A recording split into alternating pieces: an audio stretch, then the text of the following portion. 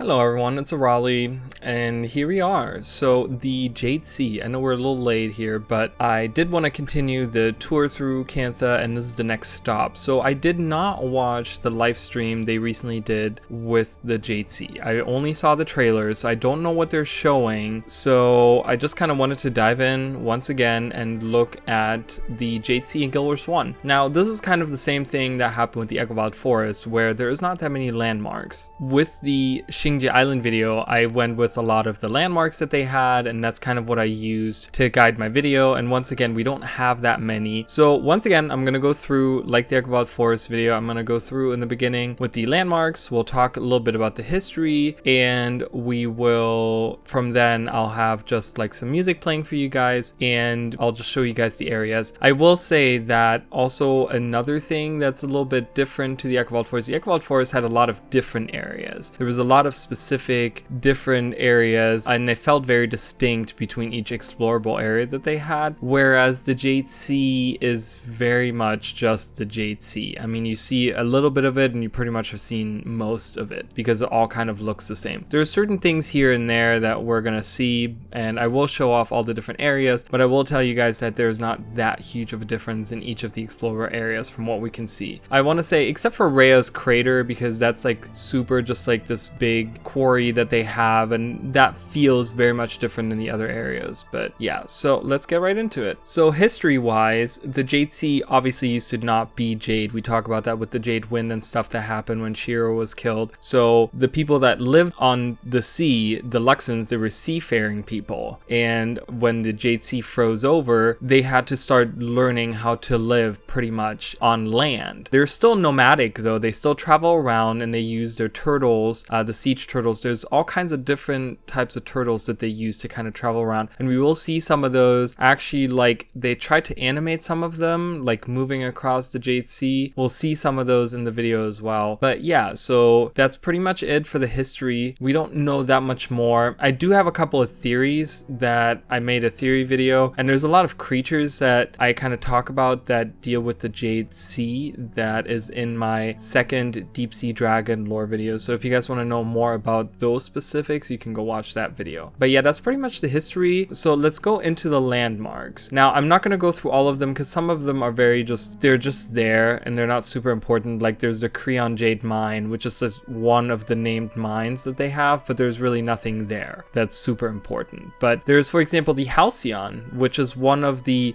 big, they call it Leviathan. And again, if you guys go and watch that other video, I actually talk about the Leviathan problem because there's so many different things that are named Leviathans, and that's actually one of the things I didn't talk about, which is the big Leviathan fish ships that they have. These are like these giant ships that glide across the Jade Sea. We don't actually see them ever moving, but they're out and about, and you can actually climb up on them, and one of them is named the Halcyon, and there's an actual crew that you can interact with and stuff, and there's a quest where you have to defend it and stuff. But there's multiple of those around, and they're these like Leviathan type ships, they call them, or whatever, and those are all throughout the Jade Sea. Then we have a Jade Arena. So in one of the explorer areas, you can actually go into this little quarry type area where there is an arena fight where you fight like these creatures, and I think there's even a quest and stuff, and you can kind of talk to the arena master there, and I think these are like outcasts or something that are doing it. Nothing super important there. Again, another area is the Thousand Daggers Guild Hall. Now I really like this. This is on Maishang Hills, so this is off of the Jade Sea. This is one of the areas that is not on the Jade Sea, but it's this guild hall that's really cool, and you actually have to go there for a quest, and you actually have to kill their guild master and stuff like that. It's really cool. I like it, and I wish we could see that again as a building, as like ruins or something, or maybe even someone is using that. The exact building was actually used as one of the guild halls in Guild Wars 1, so I was thinking that that could have been an area where the guild hall went, but they went with the Jade Island arena, which I totally like that area as well. So, but maybe we'll see that come back at some point, the Thousand Daggers Guild Hall. Then another one is the Petrified Leviathan. Now we do know about the Jade Maw that we fight in the Jade Sea Fractal, and